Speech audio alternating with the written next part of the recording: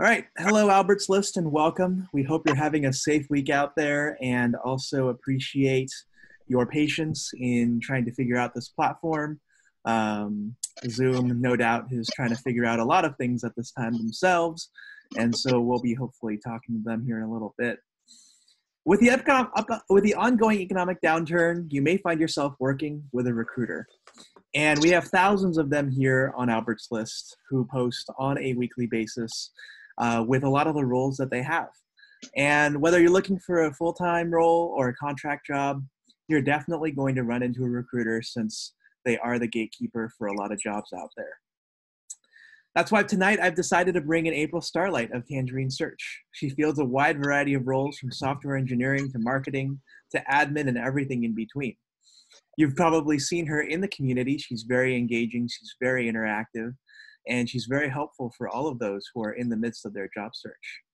And to ease the recruiter-job seeker relationship, because we know sometimes it can be strained, I've decided to invite her on to discuss best practices and job trends for the market so that you all have an idea of what's ongoing and can make the most of this time.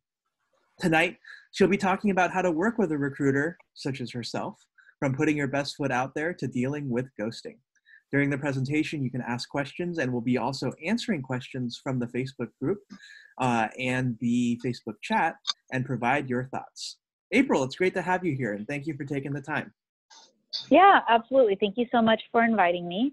And for everybody who is live with us now, I just want to definitely reiterate this is for you guys. So any question that you have, I would love to answer that. So definitely feel free to share any questions that you have as I'm going along. I sort of quizzed people in my network, hey, if you were to find out, ask a recruiter anything, what would you want to know? And so that's some of what I addressed here in what I'm going to be presenting to you guys tonight. But anything that is sort of a burning question for you, feel free to let me know. I really love the network with Albert's List. I've connected with quite a few really great candidates through this group, and definitely want to help people in any way that I can through, their job search, which a lot more people suddenly are in a job search. So let me go to my next slide. So here is me. Best way to contact me, email, phone number, and a link to my LinkedIn profile.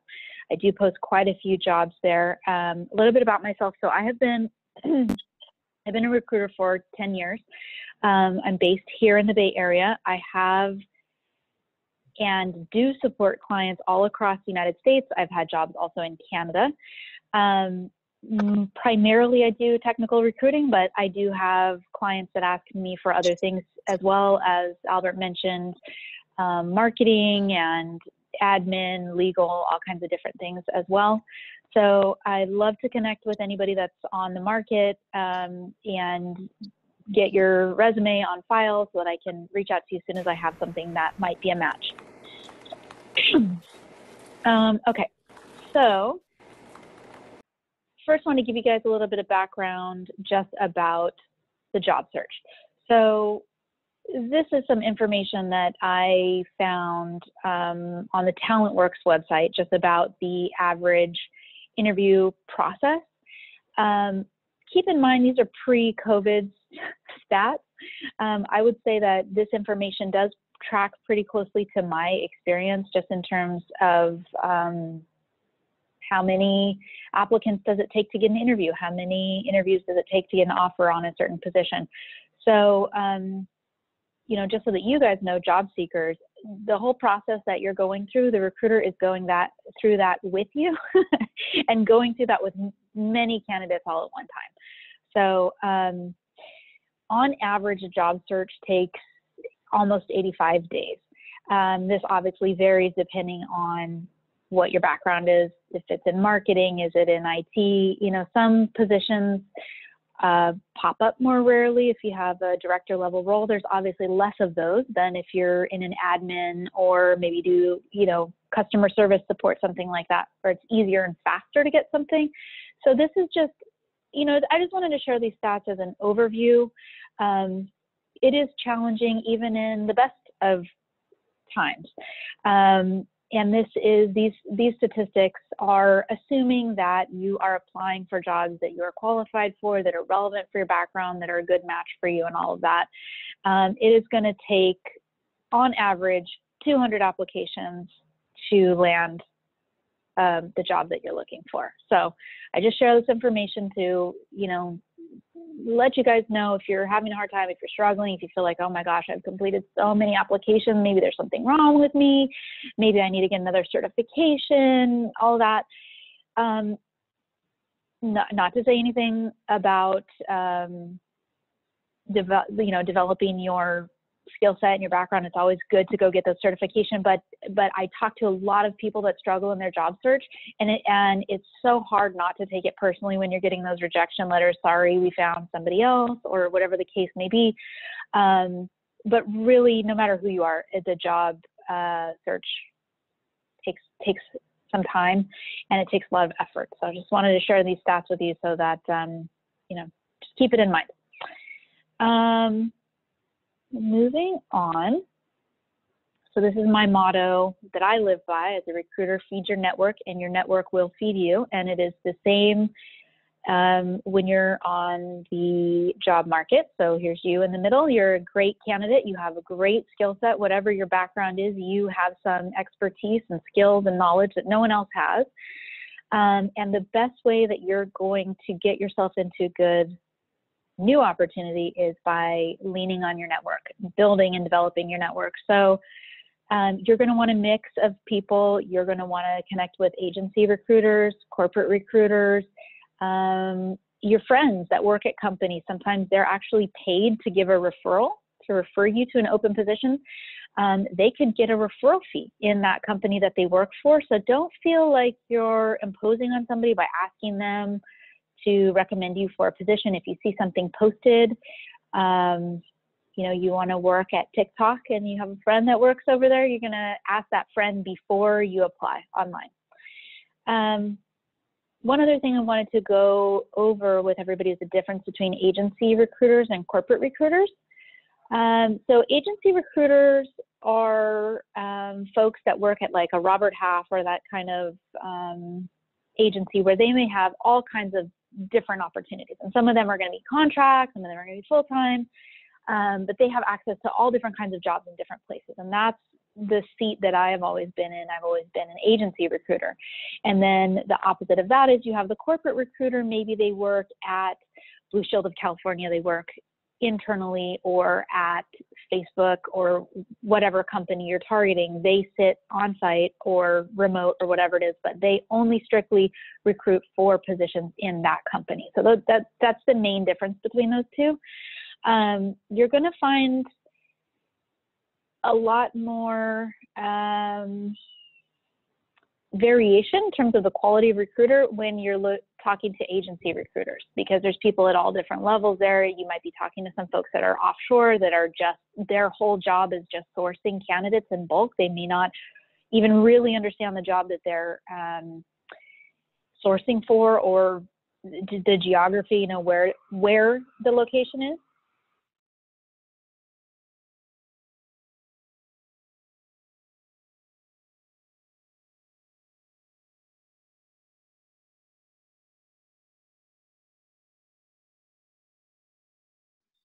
April, I think your audio might have cut out there for a quick moment.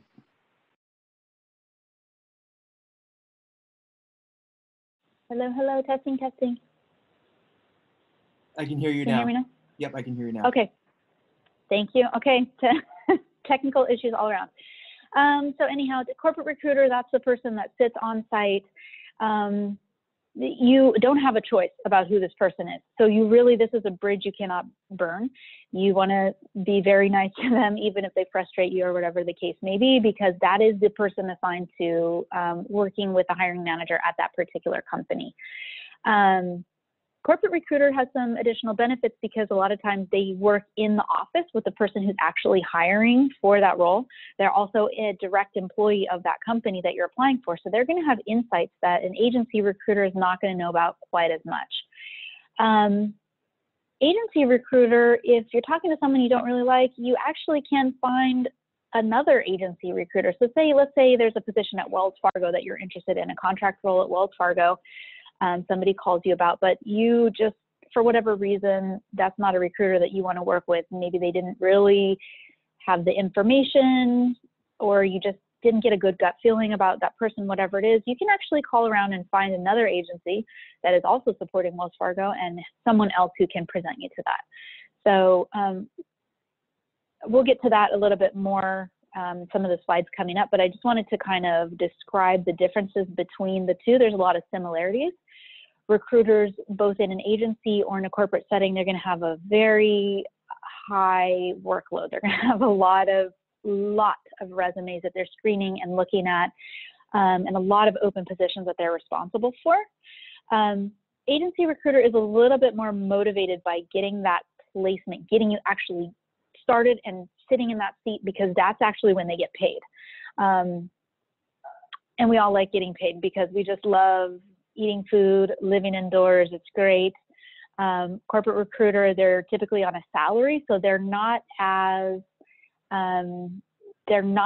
focused on that very end goal. So it can be a plus and a minus. So anyhow, just a little bit of environment there about recruiters and the landscape. So why work with a recruiter? So up to 70% of jobs are never posted publicly. A lot of times there's a job, company knows they want to hire for a particular role. They may have a good candidate pool, like an active database, and so they don't actually need to. They can have the recruiter reach out and call people that they already have kind of pipelined. Sometimes it's a high-level role, a strategic position, and they don't necessarily even know they want to hire for it until they're talking to the right person, and they go and get approval to get that role budgeted in. A lot of jobs are never publicly posted, and the way that you get access to those jobs is by already being networked with some great recruiters, as well as if you have access to hiring managers, or if you have been able to network with some folks that are that work in a hiring capacity. They're responsible for bringing on and managing a team. Other benefits of working with a recruiter. Recruiter can coach you.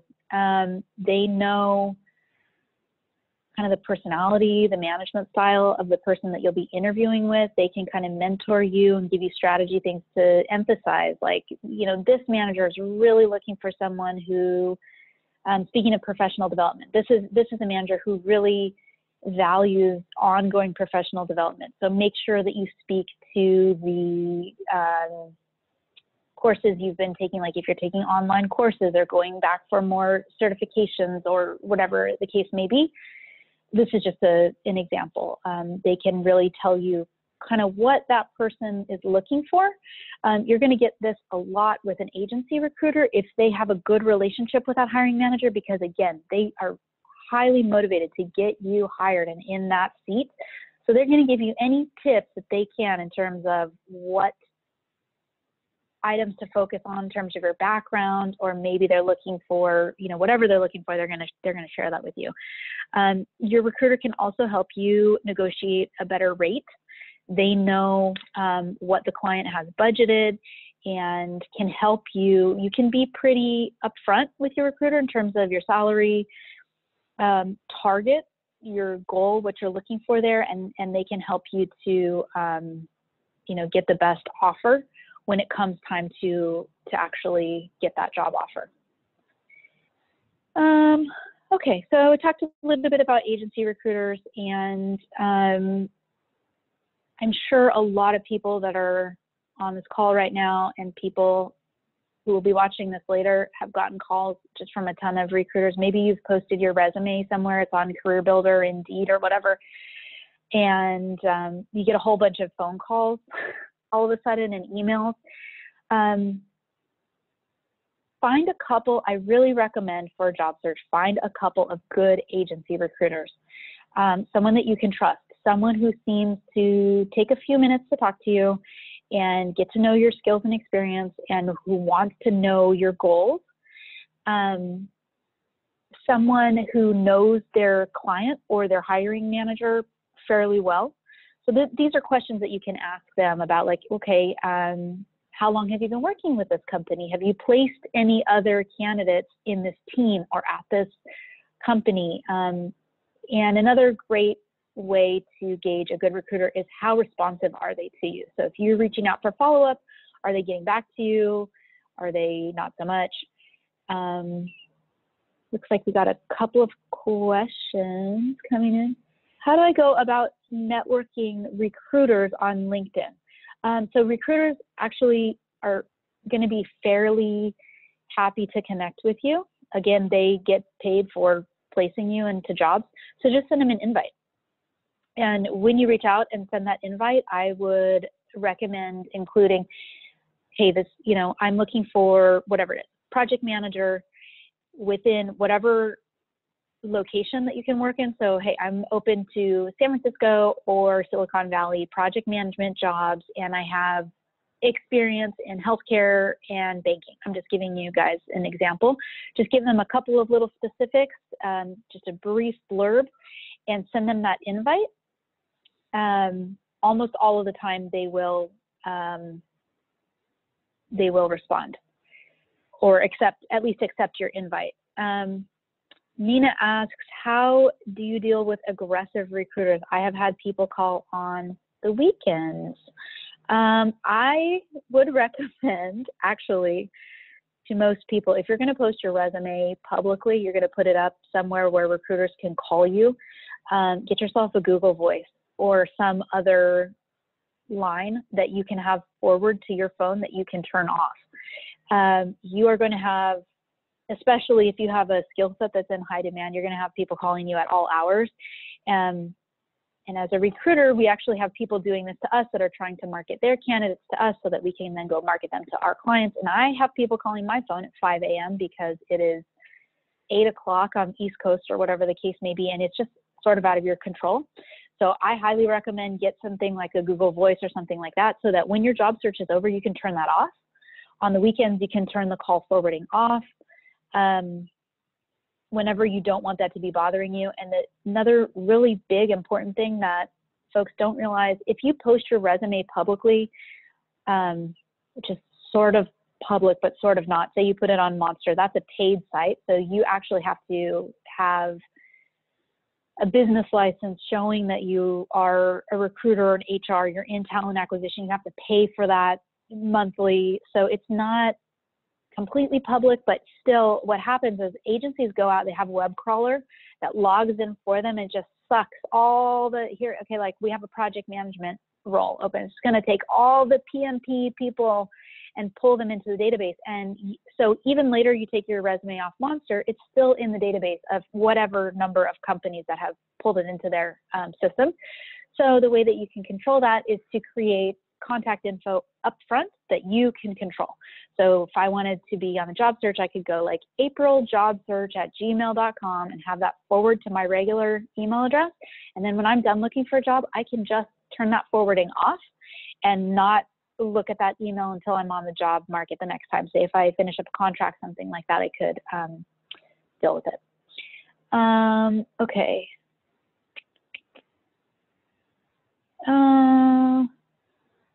Returning to work after a gap does not make you less qualified. Why do recruiters hold it against you?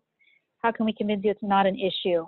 Okay. As a recruiter, this is something that kills me. I hate it because I think my personal feeling is that if someone has taken a break from work, they've had a family leave or they decided to travel or, whatever they were doing for a little while, they're coming back to the job market. They're probably really motivated to get a job. They're probably more eager and excited than someone who's been burned out on their last position. The problem is that a lot of hiring managers don't see it that way. What they see is, okay, here's somebody who's been out of the job market. Things have changed. Maybe they're not reliable. These are just the thoughts going on inside of their head. As a recruiter, we don't have a lot of control over how it's going to be perceived when we send it over to our client. So we want to, and speaking for myself, I think quite a few recruiters would agree with me. We want to partner with you to help bridge that gap as much as possible. So some things you can do is, if you have taken any kind of online training in that time, list that. This is really the art of the resume that we're talking about here, Krishna. One thing is, you definitely want to address the gap. You want to talk about anything that you've done during that time that is related to the job that you're going for. And there's some other things that you can do on the resume about that. But I would be pretty upfront with the recruiter and just let them know how eager you are to get back to work. And if they are a good recruiter, they will help you on that resume and help pitch you to their client in such a way that will give you more of an advantage. I would also highly recommend, if you have a long gap of employment, go for a contract role. Just if you can find a 3-month or 6-month contract, something, so that when you're applying for your next job, you're already employed. It will help you a lot. So that is a good way. And sometimes contract roles are easier to get. They hire faster. They're just looking for someone who can come in and do whatever it is. And if it's in any way related to what you're doing, it can be a good kind of foot back into the job market.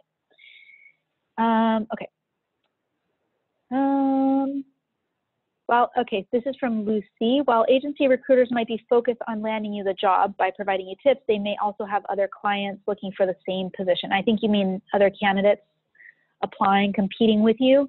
Does this competition occur often, and how can you stand out from other candidates looking for the same position? So yes, that absolutely is true. The best thing you can do, honestly, there is to be prompt with your response. Depending on the client, we have different ways, different rules.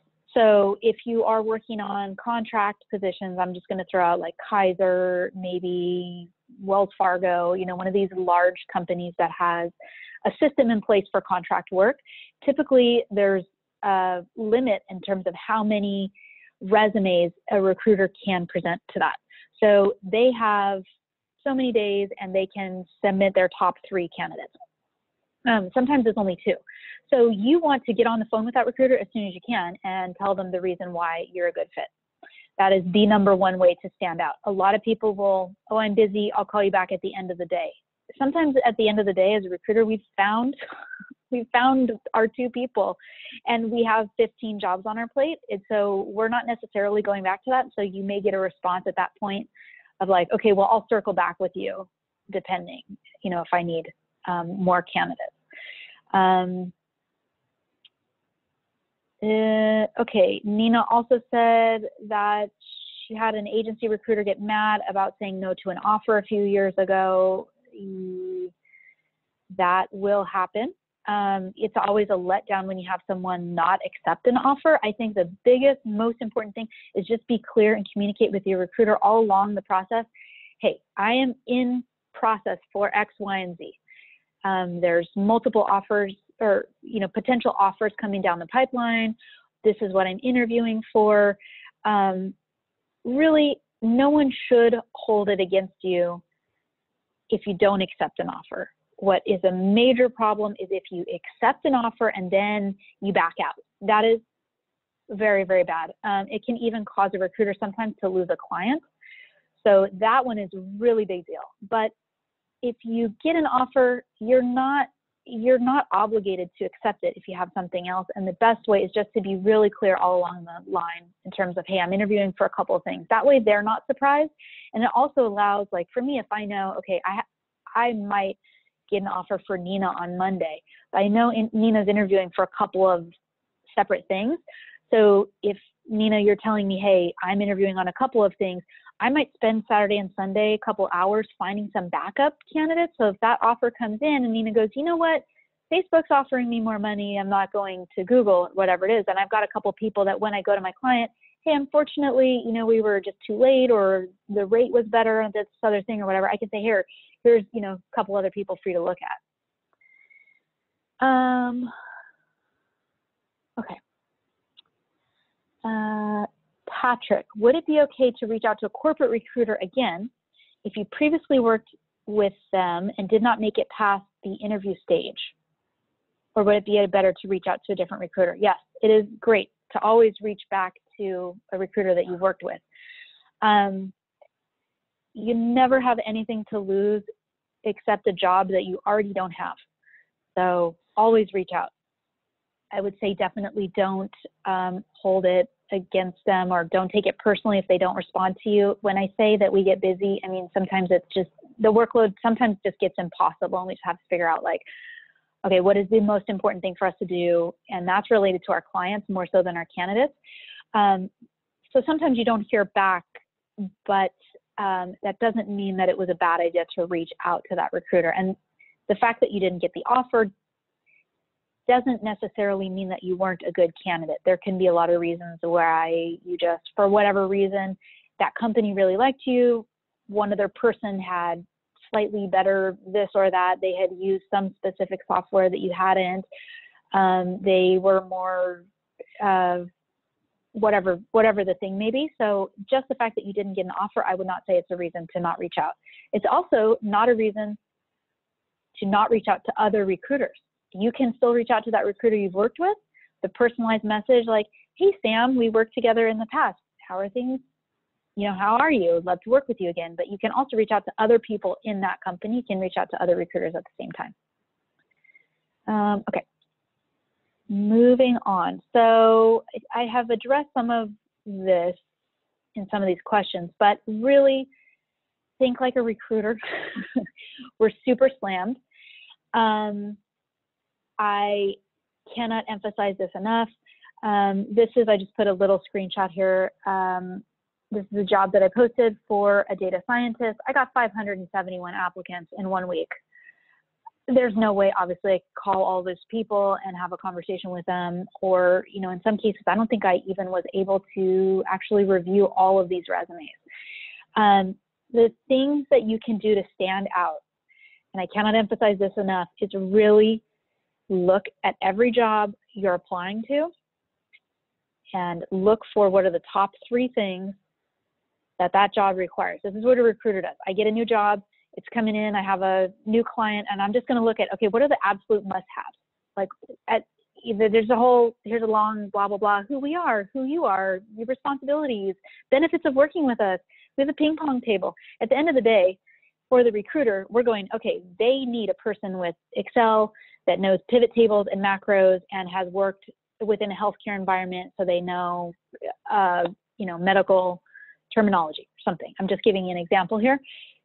If that is the application, if that is the job description, then your application needs to clearly list Microsoft Excel, pivot tables, macros,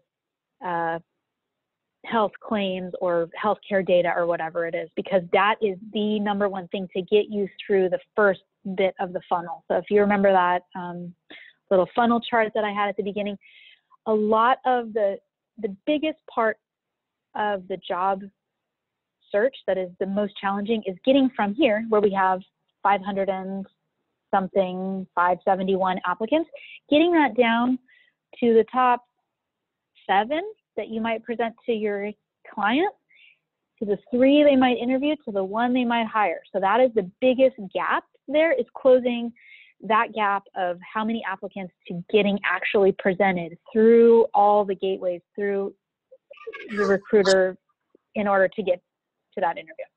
Okay. Okay. Most important, number one most important thing for a recruiter is just be responsive. If you've ever been in the middle of working on something and then you suddenly get interrupted and then it takes you totally off track and then you have to go back to it and try to catch your place and then what was I doing, go back to it. That is what a recruiter's day is like all day long, because we're constantly starting a search, get a job, identify what are the requirements, maybe we'll go post it, then we'll look at some candidates, probably start with people that we've worked with in the past. Which is why it's so important to already be networked with people. Like, I got a technical writer role today, and immediately I knew the top 3 people I was going to call because they have been networking with me. They've been reaching out, hey, I'm on the market. Hey, these are my skill sets. It's been a couple of weeks. They've checked in with me. Hey, anything, just reminding you I'm there. So those people were already in my mind. I'm calling them. Now, if they don't answer, I have to leave them a voicemail. Then I'm going to send them a follow-up email. If they get back to me this afternoon, tomorrow, next week, they're now interrupting that process that I'm doing with something else. Now, yes, I want to talk to them, but a number of things. So maybe this job has closed. Maybe I've already got my top 3 candidates in front of them. Maybe now we're in the interview phase with some other people. The number one thing you can do is pick up your phone when it rings, when it's a recruiter. And if you can't answer it right then, call them back as soon as you can. If you get a voicemail from a recruiter and you can't send it, you can send them a quick text. Hey, I can call you at 4 o'clock or something. Just let them know as quickly as you can. And even if it's, hey, I'm not interested, I got your email, I'm not interested. What I love is, I'm not interested because this is too far of a commute for me. I'm only looking for 10 miles within San Carlos. Beautiful. Love that. Put that in my database. I'm not calling that person again unless it's within 10 miles of San Carlos. It has saved me. It has saved them. And anybody else who works with me who has access to my database and my notes is also going to know. So then you have, depending on what agency, if you're working with an agency, depending how big that is, now you have a whole team of recruiters that have this information about you, right? So you want to get that information back to them as quickly as you can. And I cannot stress enough that every interaction you have, you're building a reputation with that recruiter. So depending how big the team is, or, if you're working in HR or you're just working directly with a hiring manager or whatever it is, I get questions sometimes, hiring managers following up with me, hey, is this person still on the market? And then it's great because I can go, hey, and Nina, not to pick on you, but your name's stuck in my head now. So I'll say, hey, Nina's somebody, she's usually really responsive. I usually get a response within an hour or so. So I'm going to just reach out to her right now and I will let you know. So this is really something that, you get this kind of reputation and you want it to be a good one. It's so easy to build a good reputation. It's just be responsive. Just be responsive and a clear communicator in terms of what you're looking for and what you want. Okay, so that is my number one piece of advice in working with recruiters.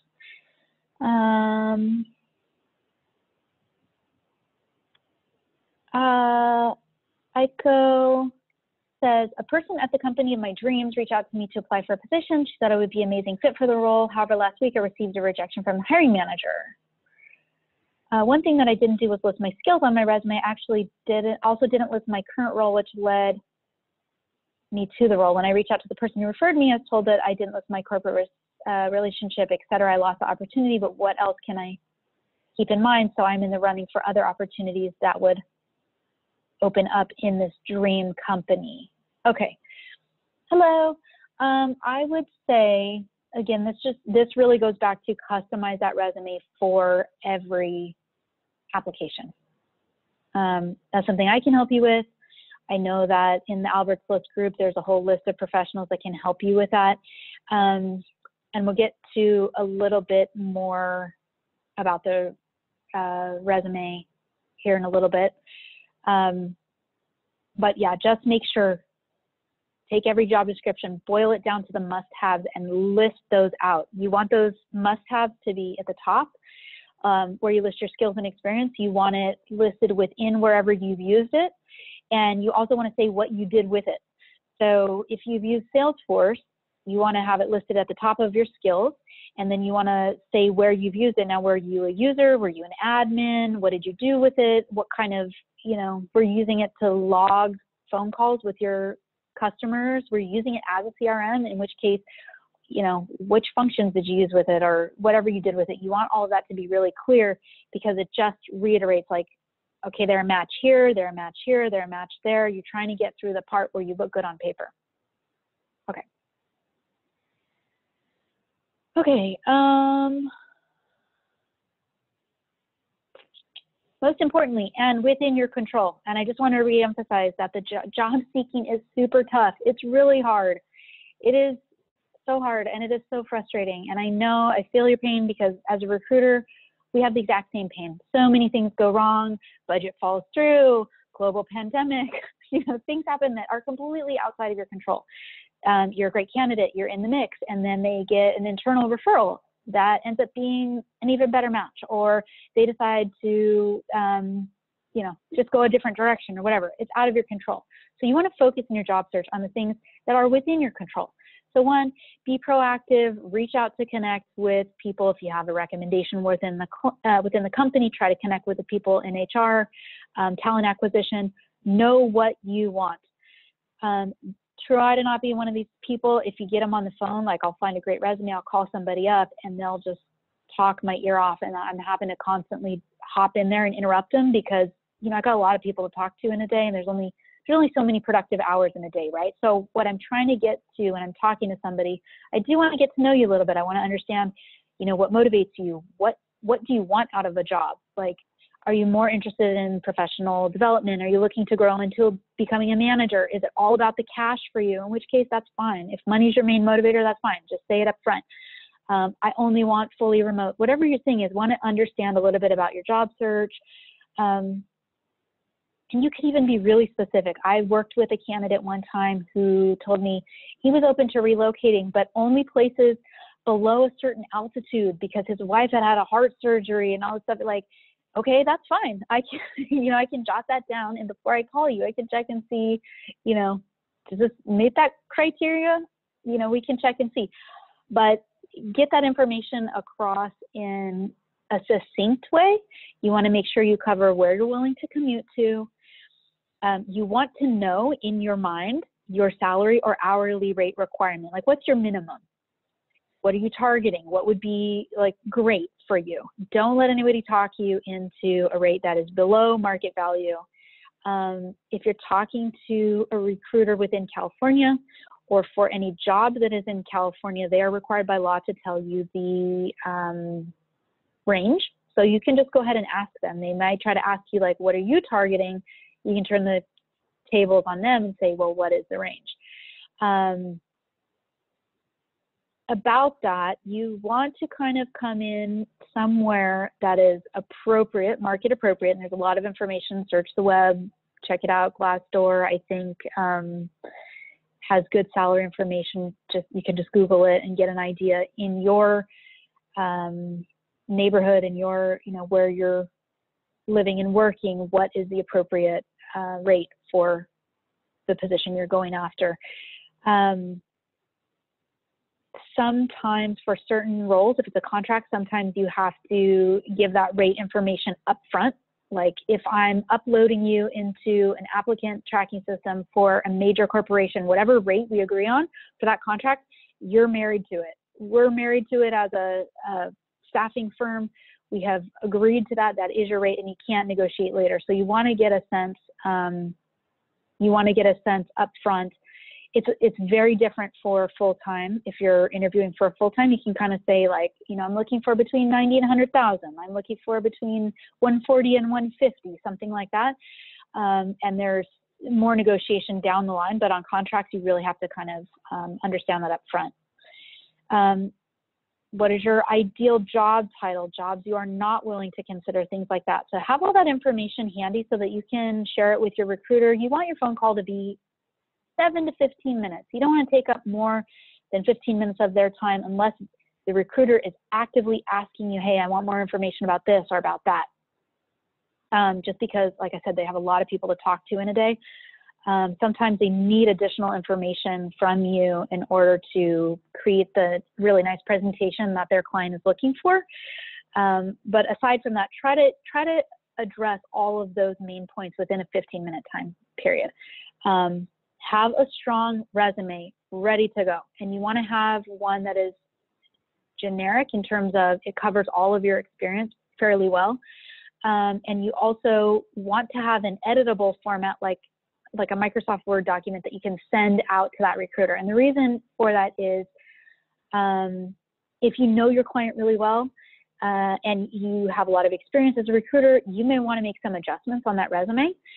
And I do this daily. I do this all the time, where I will sometimes just take experience that you have down on the second page, and I'm just going to move that up right at the top, because I know everyone's got a lot of stuff going on, short attention span. We just want Jedi mind trick, right? We're going to send this resume over and boom, right up there at the top, it's like, this person is perfect. So make sure that you have it in a format, Word format as well. for recruiter. Uh-oh, I'm giving away my secrets. Hold on. Make sure that you have it in an editable format so that you can send it over to the recruiter. And if you don't hear back from them, follow up. Okay. Another question, have cover letters become less relevant over time? Have they become a thing of the past? I would say yes. Side note, I do think cover letters are still very relevant if you're applying for a position like at a university. If you're trying to go for academia, it's still very relevant. Anything that is a contract role, we absolutely do not want it. We absolutely will not read it or look at it. Most full-time opportunities, they also will not really read it or look at it. I would say the exception to this is any application that requests for you to submit a cover letter with the application. If it requests it, it is required. I almost never deal with them in my 10 years of recruiting. I cannot think of a single position where I've had to present a cover letter. Another thing you don't really want on the resume is the objective. So the cover letter and the objective are both kind of out. The assumption is you're interested in this position. Let's see. I've noticed that over the years, resumes have become less focused on being human readable and more focused on being parsed by software and AI. This logically leads me to believe that recruiters and hiring managers probably don't have as much time anymore to read entire complete letters, and computers are certainly not going to do it either. Thus, do people still file cover letters with their resumes and applications? I do still get cover letters. I just don't read them. I mean, to be honest, there's just really not time. And I normally remove them before I present someone to my client because I don't want to give my client the feeling of being obligated to read it. I want them to, I usually create a summary that is one paragraph or 3 or 4 bullet points that addresses that. For resume format or Google Docs, okay, instead of Microsoft Word, yes. Microsoft can open and convert that. We just want it in something that can be edited. And again, only send that to a recruiter that you trust. So only if they check all the boxes from that other slide, then yes. If you're applying for multiple jobs at a company but in different roles, like marketing program manager and tech writer, should I submit 3 separate resumes or keep info all together in one? That's a tough one. I would say submit 3 separate resumes. Some applicant tracking systems are going to keep track of each resume. So like my database will, if I have a resume from you now, and then in 2 years you send me that, it's going to keep all those versions on file, and most systems have something like that. So that can only really become a red flag if someone is like they're a heart surgeon and then they're suddenly a tech writer. As a recruiter, something is wrong here, something is amiss. But if you've worked at the same companies, the 3 different resumes have the same companies and timelines, and you're just emphasizing different information or different parts of your role, it's not so much of a red flag. We understand that your resume is there to market you and you're marketing yourself for different types of positions. Okay, so the big question that I got when I asked folks what they wanted to know from a recruiter was, what do I do when I don't hear back from my recruiter?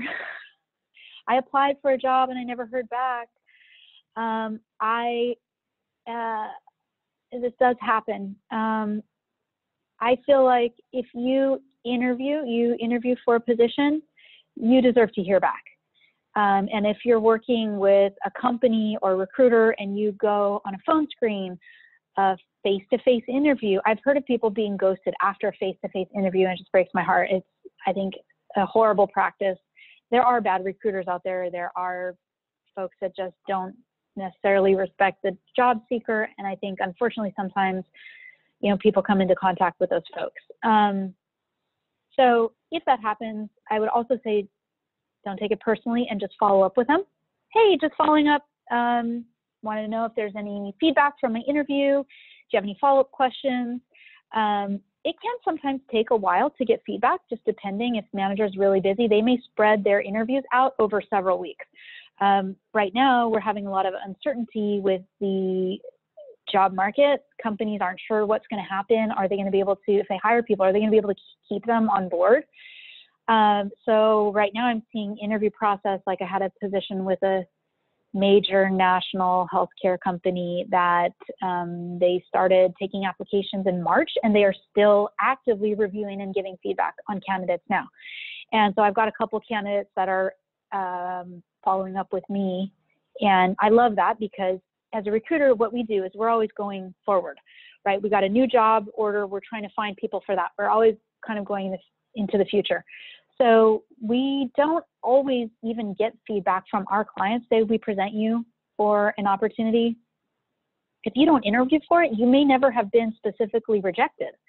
It is a best practice for a recruiter to follow up and let people know, hey, you know, they said you're not quite a fit because you don't have experience with this particular software. They have other candidates that are a better match, blah, blah, blah. But in reality, it doesn't always happen. More and more, I would say that the applicant tracking systems are getting better at sending out notifications. Like if a job closes, some companies now have it set where it will send you notification like, hey, you know, thanks for applying. This position is closed. We'll keep you in mind, blah, blah, blah. But really just follow up with that person. Just send them a quick email, leave them a voicemail, give them a call, you know, send them a message on LinkedIn, whatever it may be. And if you have interviewed for a position, you've been on that phone call, Zoom, you've gotten dressed and gone to an office, paid for parking, like they owe you that feedback. So call them and make sure that they get it for you. And I, of course, mean to do that in a polite and professional way, but definitely follow up with them, because at that point, you know, it's really, you're not being pushy. They really do need to tell you, hey, the position's still open, but we're considering people. No, we selected someone else, whatever the case may be. You can ask also for feedback. If you don't get the job, you can ask, hey, is there anything I can improve on?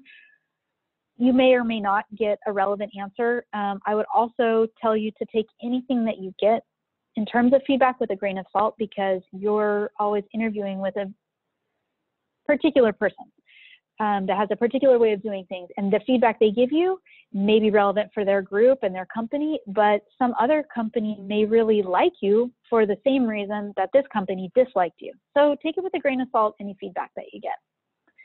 From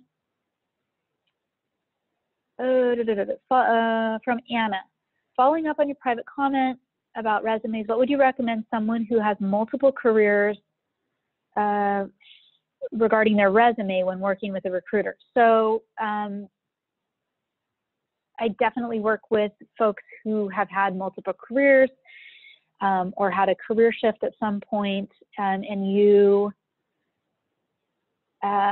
want to talk that out with the recruiter. So it depends on how far you are into this. You know, if you've taken a new career path, how far are you along that path? Are you looking to rebrand yourself or go in a different direction? All of those things, depending on what that is it's kind of a different strategy. So if you want to clarify more on that, Anna, let me know, like how far along the new career path you are, and I can answer that a little better probably.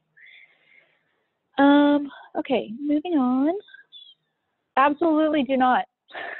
Absolutely. Do not lie on your resume. Do not. There is a candidate I remember in the past who famously put an Ivy League school on their resume and then claimed that it was a software upgrade that had put that there. Later, when the background check showed that they did not graduate from that Ivy League school, I can tell you that that person has lost out on a lot of opportunities that they were otherwise qualified for, because that person now has a reputation within, they are now marked as a do not represent at that company. Other people who were working there at that time, at that agency, are aware of this person. So you don't want to get a reputation. I mean, I could publish a hilarious book about some of the things that people do. You don't want to do anything that gets you a really bad reputation or something that really stands out. Don't back out of an offer once you have accepted it. It's fine to be on the fence. It's fine to consider it and ultimately turn it down in consideration for something else, but you are massively burning a bridge if you accept an offer, start background. You know, the company's now running your background, paying for that. They've told the client, hey, this person's accepting. That client has told all the other applicants and candidates that have been interviewing, sorry, we filled the role. So all that work, everybody's gone. And now you decide you're taking another position. That's a major, major problem. So really think about it before you accept that offer. Make sure that you understand the role, the commute. Make sure it's realistic for you and that you're really interested in it before you accept. And honestly, talk about any of those red flags with your recruiter as you go along. So if something in the interview process is telling you, hey, maybe this isn't a match, talk that over with the recruiter and they can hopefully get you more clarification. Do not hit on your recruiter. Do not send them anything suggestive or, hey, you're cute or anything along those lines. Anything that is not professional, do not do that with your recruiter. Definitely do not do it when you go on site at the client. These things all should be a given, but it does pop up on a monthly, if not sometimes a weekly basis for recruiters, and it is a surefire way to eliminate yourself from all kinds of opportunities you never knew were there. Do not insult your recruiter or their client. And this one I think is the harder one to do because it's a little bit easier to kind of forget yourself and say something insulting about the client or just to be a little bit rude with a recruiter. It's super frustrating to be in a job search. I think as a recruiter, I'm a little maybe more sympathetic than a lot of recruiters in terms of I get that it's super frustrating, but you don't want to vent that frustration to your recruiter. You don't want to take anything out on them. They are trying just as hard as you to get into that job. Albert, great point. Okay. When to apply to a job? If it's a job that interests you, apply if you meet 60% of the must-haves. I talk to people all the time, and I will find their resume, and I think they're a fit, and they will tell me, no, they're not, because there's one or two things they haven't done. And ladies, women, this is a problem, a major problem. I can tell you from my own experience, I have had to talk, in particular, women have this issue, and so I'm bringing it up. If you meet 60% or more of the qualifications, apply. You don't know what the rest of the talent pool looks like, so you don't know if they have somebody that meets 100%. Sometimes the job description is like a wish list, like, you know, maybe, hey, it's going to be my birthday and I want a pony and a mansion and, you know, whatever, but maybe really, you know, I'm getting a box of crayons and a coloring book, right? So the job description is not always a realistic representation of what is available so on the job market. So don't assume that other people are more qualified for you. Now, if you're in the 50% range, maybe it's you want to, you know, just get a bit closer to it. But if you meet 60% or more of the must-haves, go ahead and apply. Throw yourself in the pool. Again, you have nothing to lose except a job that you already do not have.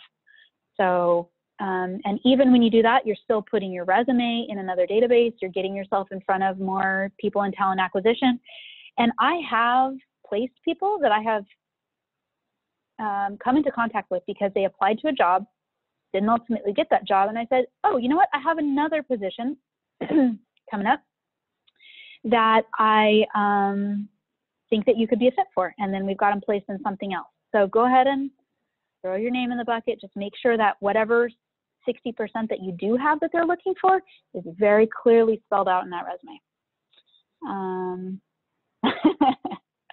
So you think I have a chance? Yeah, exactly. Okay. Thank you for coming to my TED Talk. I've always wanted to use that one. Here again is my contact information if anyone would like to reach out. If you have any additional questions, I can hang out for a couple minutes and answer those. I would love to get anyone's resume on file. It does not need to be perfect to send it to me, because I will work with you to customize it if we have a position that's a match. We can kind of talk about that and get that worked out, but I would like to have it in my system just so that if I get something new, I can have you with the Albert's List tag and pull you up and let you know about anything that comes up. Okay, Anna says, my previous question about multiple careers, should all past experience be listed in the first resume so they have a good idea of your background? No. Do recruiters prefer knowing what you are looking for now and just present experience related to that? Yes, that is more so the case. And I mean, I could have a whole other conversation about resumes, but really you don't need to go back past 10 years.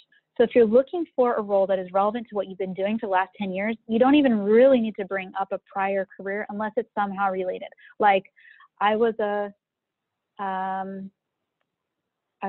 nurse, and then I got into healthcare IT. And so this is how it relates. And then in that case, I would only really include that prior experience just as a footnote, only because it's relevant to the new position that you're applying to. But don't put anything on your resume that you don't want to be contacted about. So if you used to be a nurse and now you work in health information systems, leave nurse off, or you're going to get a whole bunch of calls, people calling you, hey, I have a position open in the ER for 13 weeks. You want to, you don't want to, that's not what you're going for. Just leave it off, I would say. If you have 10 or more years of experience, what's the max length your resume should be? Good rule of thumb, 3 pages or under. If you can do that and keep it succinct, that's great. Resumes longer than 5 pages are a major problem. If I have a really good candidate that has some niche experience that I just can't find anyone with a better resume, I will customize it and cut it down. But again, you're leaving a lot of work for the recruiter. So if you can have a 3-page resume, that's great, or less. And just because a lot of people still think that you need a 1-pager, I'm just going to bring it up here again. That's really outdated. That 1-page resume rule was really for a day and age when everything was being printed, and now everything is going into a database, and it really doesn't, it doesn't matter how long it is, except for the fact that when someone comes to review it, is it going to be tedious, right? That's the real concern. But if you can keep it in a nice format and clean in 2 to 3 pages, you're fine. And also, if anybody would like to have a professional customize their resume, I can do that for you. Happy to, just shoot me an email and we can talk about that. And also happy to just give a quick feedback. If you want to make some changes to your own resume, happy to take a look at it and give you some suggestions. I know that Albert also hosts, seems like almost weekly, I think, resume sessions. So that's also a really good way, but definitely do that legwork and have your resume ready to go ahead of time. How can you make yourself more marketable when you have less than 1 year of relevant work experience? Okay, in that case, you want to really expand in that 1 year your projects. What projects did you do? And in a way, it's kind of nicer because you have more ability at that point in your career to really expand on what you've done, because it's not taking up so much room. Whereas if you continue to do that throughout your career, going into that much detail, it wouldn't, it would be one of those 10-page resumes I was just talking about. But that is what I would do. I would take a look at the job description, call out all the experience that you have that's relevant, and really go into detail on talking about it. That's how I would answer that. And just look for associate level positions, and also look for anything that's maybe like a contract position or something like that, where folks are willing to kind of bring someone in on a short-term basis, and you can kind of get some more experience and try out different environments, see what it's like in different companies. Is it important to list our volunteer experience, especially if it was relevant to the job role I was applying for? Yes. Volunteer experience is great. It's wonderful. It shows a well-rounded individual, someone who, it's sort of like professional development in that you're looking for, to make a difference and make a change in the world. Also, if it's a volunteer experience that helps you grow your career, that's great to list it. It is one thing I will say about volunteer experience. It is very important to note that it was either internship or volunteer, because if you're hired on a position and they go to do background checks, one of the things that they do is employment verification. And so if it's not specifically listed that, hey, this is a volunteer role, they're going to be trying to call or get your W-2 information and verify that you were an employee. And so then that's when you're going to run into an issue. So just make sure that if you list volunteer experience, it's very clearly listed. And another question from the Facebook group. As someone with limited work experience, how can I stand out from other applicants? Also, I noticed that a lot of entry-level postings include 4+ years of experience. Should I bother applying? Okay. An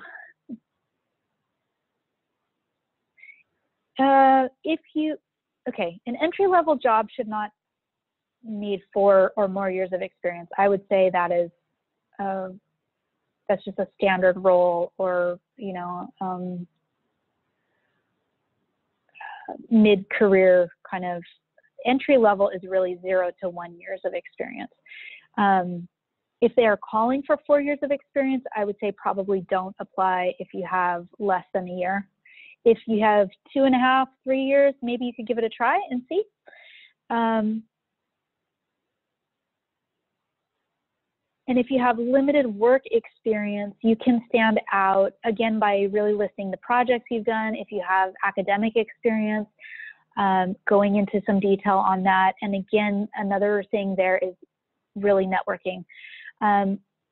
If you are entry level, you're not going to have as much success working with an agency recruiter as you will just going directly to the company and applying, whether they have an internship program or getting in touch with the folks in their talent acquisition and making connections there. And here's the reason. It is easier to find people with no experience. Therefore, most companies don't want to go out and pay a recruitment fee. They don't want to pay somebody like me or Robert Half or whoever to go out and find people when it's a lot easier for them to find that. So you're not going to have as much success working with an agency recruiter. Almost all the positions I get need at least 2 years of experience, honestly. I would love to understand the hidden market and the random recruiters from all over the world are viewing jobs and then reaching out. Where are they getting those info and how do we avoid those? So typically what this is an agency will offshore some of their sourcing. And so it's really the same jobs that are available here, but you're getting contacted by someone who has been paid just to basically make the first phone call and talk to somebody. There's really not a way to avoid it specifically without nixing yourself from other positions. So again, I would go back to setting up a separate phone line, a Google Voice, or something else that you can turn off once your job search is over.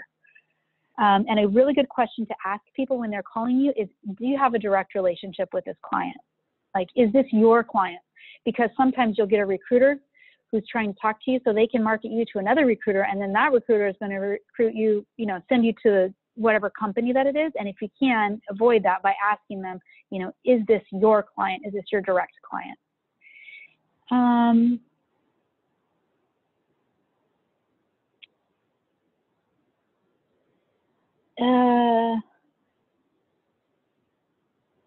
Amanda Stevens, I think you and I should connect later offline. Brian, is it considered lying on your resume if you change the job title to better fit the duties? No, it is not. And I sometimes recommend that.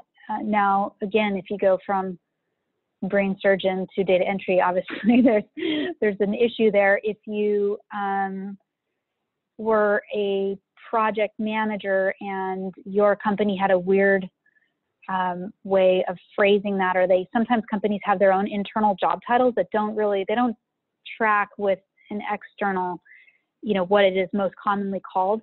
So I would not, it's not really considered lying if you change your job title to be what is most commonly seen for that job title, or for those responsibilities.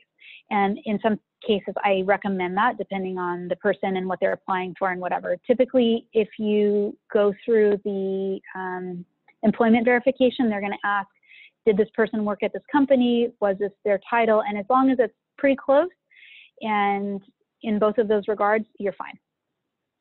Yep. So thank you all for coming. I hope you guys all have a great night, and feel free to contact me. There's my info. It's nice connecting with everyone. Yeah, and I'm back here. Hopefully my video will turn on. If not, that's fine too. I see it. Oh, okay, cool. Wonderful, wonderful. Yeah, it's for some reason not showing up on my side, but that's okay. That's not the biggest deal. So yeah, thank you again, April. I really appreciate you coming on here. And for those of you who are watching, I also appreciate you spending some of your time of your evening to be here. I know some of you here are in different time zones too, so I also appreciate you staying up late to watch as well. And so I think we've all walked away learning something and can apply it to your job search starting tomorrow. And for those of you who are looking for a job, definitely reach out to April. She's her number and her email are both here, and I encourage you to reach out. And so with the continuation of COVID-19, I want to also invite some of you guys to some of our other upcoming webinars. Tomorrow, you'll want to join us with your LinkedIn profile, as we'll be speaking to Oscar Garcia, and he's going to share with you how you can optimize your LinkedIn profile to get noticed. And then on Saturday, we'll be having our usual resume review at 7 p.m. This one will be the last one for a while because I think I need to take a break from it, but we'll pick it up again in a couple of weeks when I have a couple more resumes and we can do a full call. Before then, we'll see you in the community with our success stories, introductions, and advice posts. And remember, as always, we're going to get through this together. And in the meantime, may luck be in your favor and peace be on your mind. Thank you again, April, and good night to everybody. Thanks, everybody.